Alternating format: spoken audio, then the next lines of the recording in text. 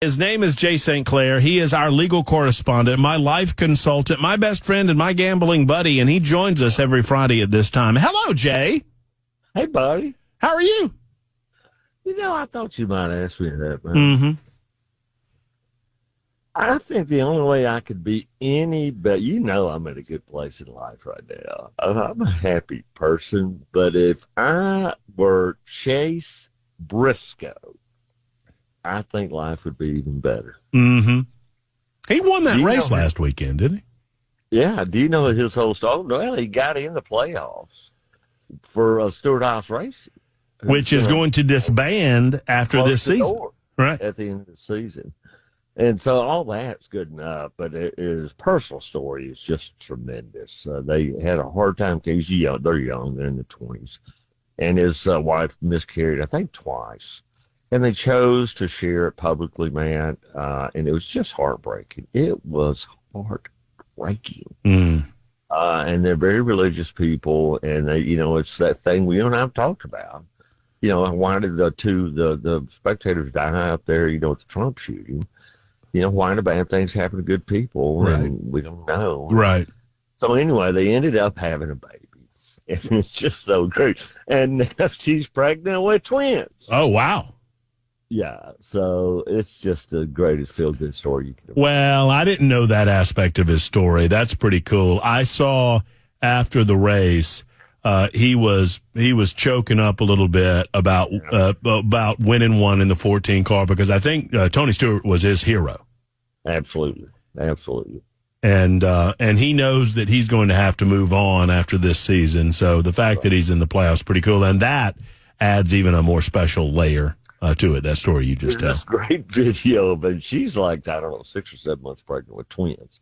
There's this great video of her trying to get over pit walls.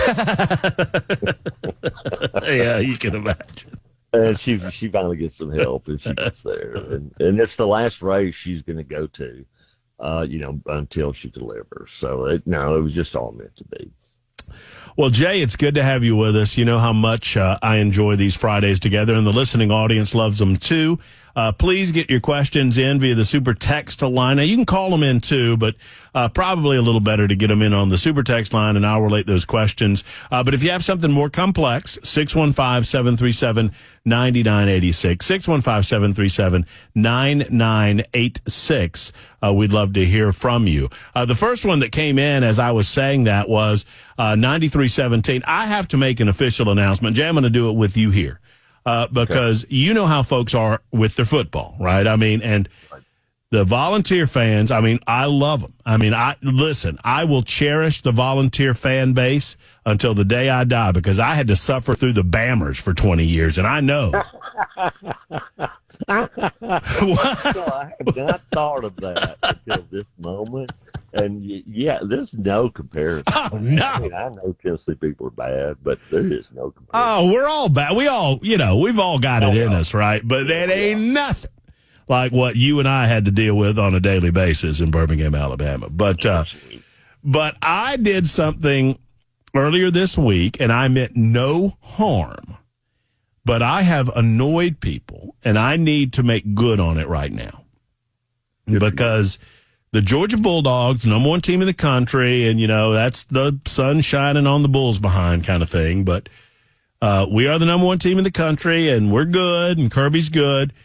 And I was asked, I guess Tuesday it was, because we were off on Monday, who we were playing. And I said, it's some high school team named Tennessee Tech. Ooh. And I was just kidding around. I know.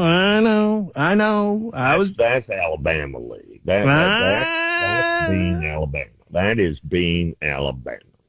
I follow my sword. Your Honor, I beg for the mercy on the court that you forgive me. No, in all seriousness, I didn't know where it was at, but Tennessee Tech's in Cookeville. It's in Cookeville. And I apologize to the Tennessee Tech faithful. And 9317 is written in and says, I'm a proud Tennessee Tech alum looking forward to the Golden Eagles upsetting the Georgia Bulldogs tomorrow. And then he put ... at least the spread, which The spread is 53, which, God bless you. I don't know if you saw this coach. The coach of the Tennessee Tech Golden Eagles came out, and they lost their quarterback in the first game. So now they're at a backup quarterback, and he was just kind of, look, we just want to be healthy. We want to be safe. We want to have a good, clean game, and we want to get out of Athens. And somebody asked him a follow-up question, and he was like, look, I don't really have any interest in playing the Georgia Bulldogs, but they're on the schedule, so here we go. Right. And so they asked Kirby about it, and Kirby was like, look, these games are important. The money matters. It matters that we support smaller programs. And then somebody says, well, yeah, he said he didn't want to play you. And Kirby said, well, does he still want the check? It's just pretty bad. But anyway, I just needed to get that out there. Bell, do what we can about Jay's volume. Don't punch down. No. Don't punch down. No. I mean, you say anything you want to about Tennessee, but don't punch down. That's no class. Well, then you just wait till November 16th. We'll be punching across from one another. Yeah, that's fair game. Yeah, that's fair. You know, I don't do that, but don't punch down. No, there'll be plenty of people that'll serve as your proxy. I believe that's the correct use of that term. In coming at me on that. All right, I'm going to ask you about another term, Jay, because this came up, and apparently I need to update my listening audience on this because things changed yesterday afternoon. We were told that Hunter Biden was set to possibly enter what is known as an offered plea. Right. And I kind of did a little research on it, and it goes back to a Supreme Court case involving a guy that didn't want to plead guilty because it might hurt his sentencing. But what do you know about the offer? And apparently Hunter Biden ultimately didn't utilize the offered plea. He just pled guilty in his case, I guess. Judge wouldn't take it. So explain to me the offered plea. A judge does not have to, quote, accept an offered plea. Is that right? That's exactly right, man. Yeah, so this is governed, as you know, you're just about a lawyer now. As much time as you spend around me, it's time to give you an honorary degree.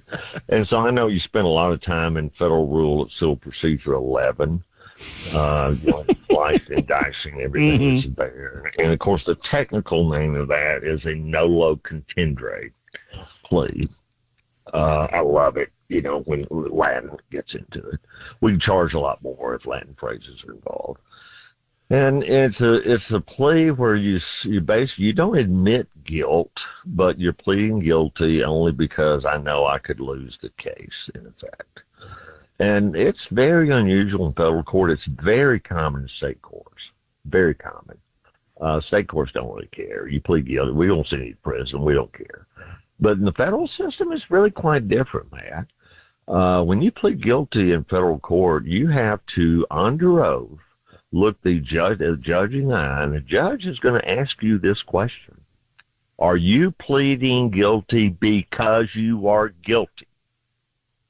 And unless you answer yes, the judge is not going to accept that plea agreement, man. Huh. You have to admit you're guilty. No, it's different for nolo contendere, but that's one of the so rare in federal court because the idea is they don't want people railroaded. So they don't want people, which happens a lot, by the way. I'm interrupting myself like Donald Trump. It is very, very common in this country, Matt, for people to plead guilty to crimes they did not commit. It's very common. It is as common as it is for companies to settle lawsuits when they didn't do anything wrong. So the rationale behind the criminal defendant pleading guilty to a crime they did not commit, what would be a lesser, they think they're going to be found guilty anyway, and they want a lesser sentence, I guess? And not have to pay lawyers millions of dollars. I tell you, a lot of people are doing these January 6th defendants. Mm-hmm. And actually, when the Georgia case against Trump, you remember early on, 2 or 3 of the kind of high-profile people went in and pled guilty. Yeah, just get me out of this thing. Just charge me a fine. I'm not spending $500,000 on lawyers and, potentially looking at years in prison. if I'm going to plead and pay a $50,000 fine and be done with it, I'm going to do that. Even though in their heart of hearts they're not guilty, and frankly they may not be guilty. A lot of people, and particularly poor folks, man, will plead guilty to crimes they didn't commit. Well, in this case, the prosecution case apparently pretty good against Hunter Biden. I know that this enters a little bit of my arena and not yours, but I will ask you this legal question. Would you venture a guess if someone pleads guilty like this, sentencing is going to be probably closer to 2025 than anything, right? I mean, it's not going to be any time in the next several weeks or even months, is it? No, well, it won't be weeks. Could be months. In federal court, there's a pre-sentencing report done. The probation office does it. It's a pretty involved process. Let's see, when in September now. Well, it probably won't happen before the election. Although I guess at this point, the Biden people are kind of, doesn't really matter on the election. But yeah, if I had to guess, Matt, it could come as early as November or December. It will not happen this month or next month. Well, here's the deal. And this is what I think about it, is that if you believe, like I do, that because Joe Biden is not running for president of the United States, that he will feel after the election unencumbered regarding pardons. Right. So you avoid. So it really is. I mean, it's, you have to give him credit for the strategy here. If you believe that Joe Biden is willing to pardon his son after the election, right? Regardless of what happens, it really doesn't matter, right? So, I mean, that's the political, politically. So then you avoid dragging this through a court over the month of September or October. Right. And you don't have to worry about a sentencing until after the election. And then before the sentencing, you just throw a pardon out there and then you're done. Yeah, well, that's, I'm not as devious thinking as some are. But I hadn't given it as much thought as you had. But that absolutely could be the way this plays out. And he would not have to wait for him to be sentenced to do that. If he's going to pardon him, my guess is it'll be the final week before. The last week of this term, they issued, but that's when a lot of the pardons get issued. Have we ever talked about Ray Blanton? The former governor of Tennessee. I don't think so.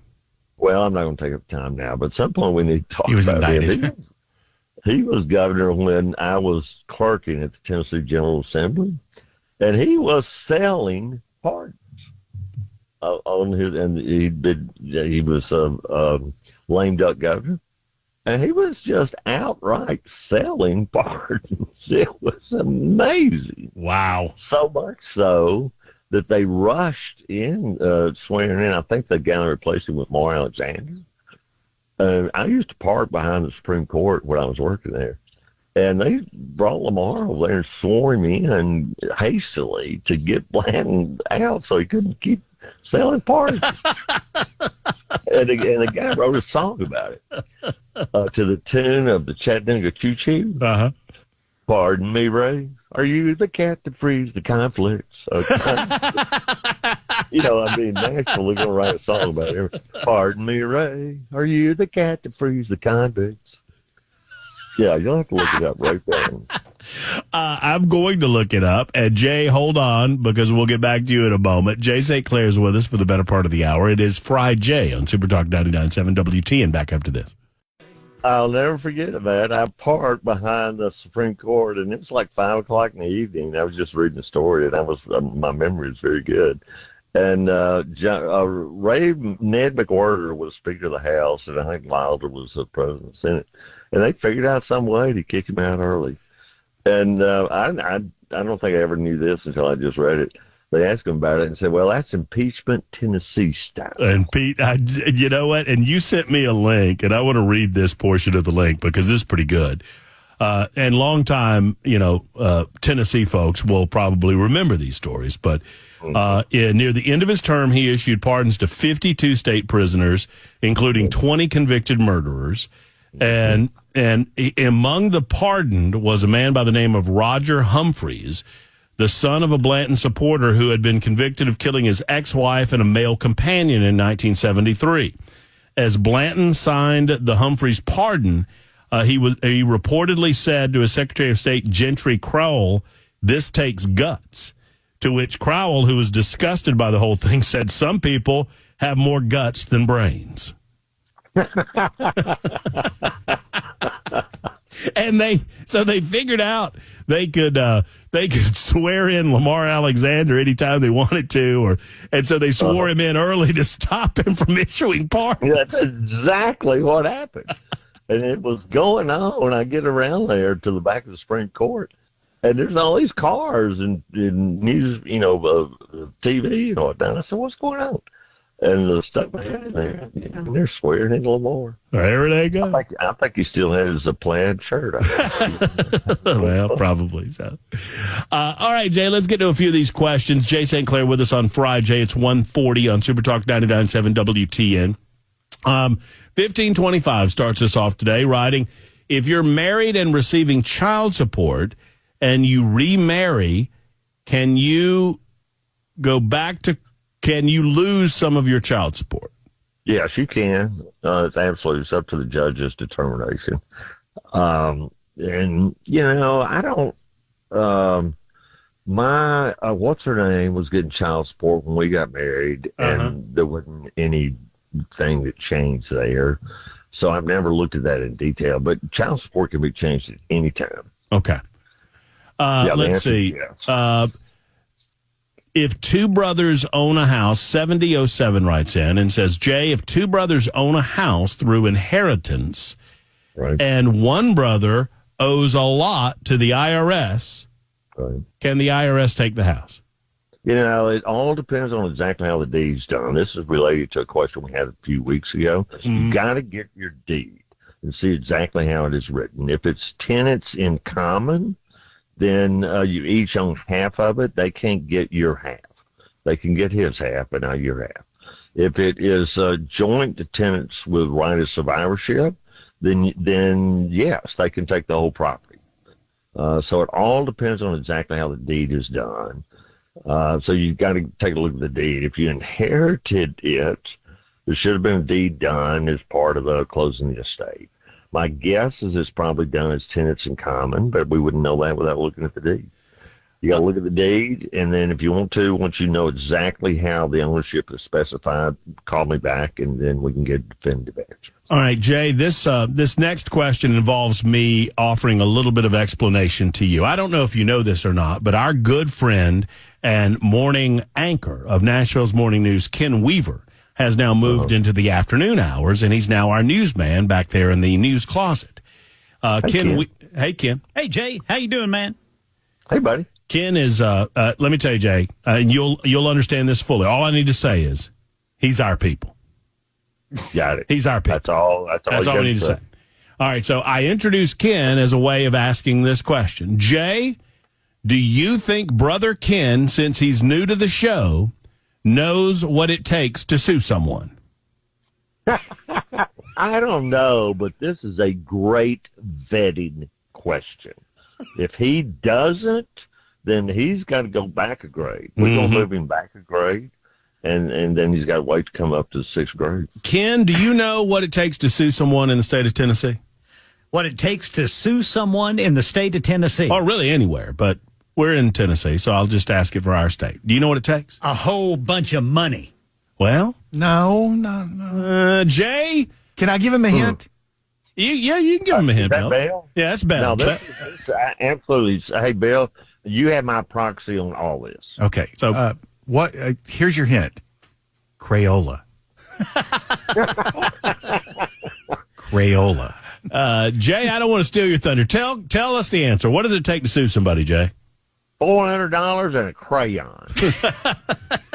You can write out your lawsuit with a crayon, and it takes $400 filing fee. That's all it takes to sue somebody. Ken, Jay and I have been doing this a long time here in Nashville, Tennessee, and a lot longer in Birmingham, Alabama. And if I had a couple of bucks for every time somebody called up Jay and said, and the question would start with, hey, Jay, can I sue blah, blah, blah, blah, blah, blah, blah? No matter what the rest of the question is, Jay, what is the answer to can I sue ... All it takes is two things to file a lawsuit. A crayon and $400. What they're really trying to ask Ian is if I sue, will I win? Yeah. But that's not what they asked me. And see, I get paid by the word. Or I get paid by the question. So I'm like that genie. I'll give you 3 wishes. Well, can I get my wishes right down? Yep, you got 2 left. I want more wishes. You got 1 left. Now, does the color of the crayon matter? No, sir. Well, I suggested Tennessee orange. Yeah, I was about to say, in this state, I bet you if you write it in Tennessee orange, you got a better shot at it with some of these. I wouldn't write it in red. No, I don't. Red, crimson, I don't think that's going to do you any good. All right, Jay, let's see. Dear Jay, I've been dealing with probating my mother's estate. Almost complete. House is ready for sale, and I have a buyer. The lawyer will not furnish an invoice till we are ready to close the estate. We've asked several times. Are they hiding something? This seems to be a poor business practice. We just want to know approximately how much we owe. I wouldn't say they are hiding something, but I agree with you that I would not do business that way. That's a poor way to do business. But I think the lawyer doesn't know what the final bill is going to be yet. They still have some stuff to do. So my guess, I'm just guessing, and I tend to try to think the best of people, is they're just waiting until everything's done, then they can say, here's what it costs. The better practice would be if somebody came to me and said, well, what's all this going to cost me? I would say, I can't give you a final bill, but right now we're at $847.63. Mm-hmm. But there's more to come. Mm-hmm.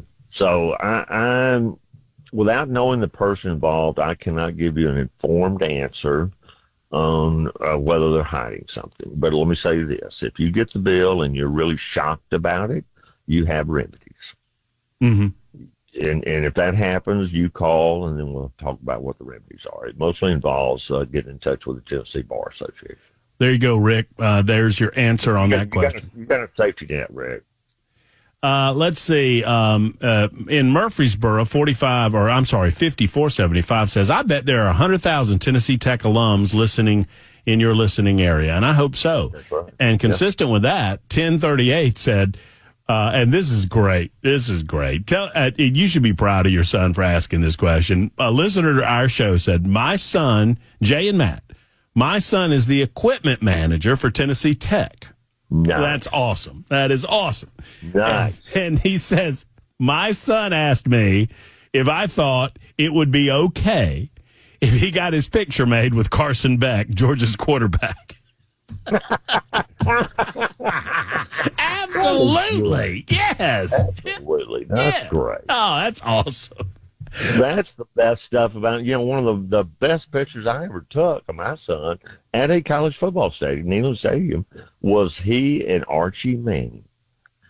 Archie Manning didn't play Tennessee, but yeah, he was a big autograph hound, and he'd go sit outside the locker with all the parents and wait for the players to come out. This when Peyton was a freshman. I don't think Tennessee people really knew who Archie was. And I look over and there's Archie Manning just standing there by himself. And I just couldn't help myself. And so I took Chuck over and I said, Mr. Manning, I'm so sorry to bother you. But, and, the nicest, sweetest guy. And he autographed the program. And so Chuck's got this great program autographed by Coach Fulmer, Archie Manning, and Peyton Manning. That's a pretty good program right there. That's good stuff. Well, I want to brag on you and your son because it was kind of a passing of the torch last weekend. Yeah. And I know you're so proud of Chuck and the father that he's become based on the father that he had.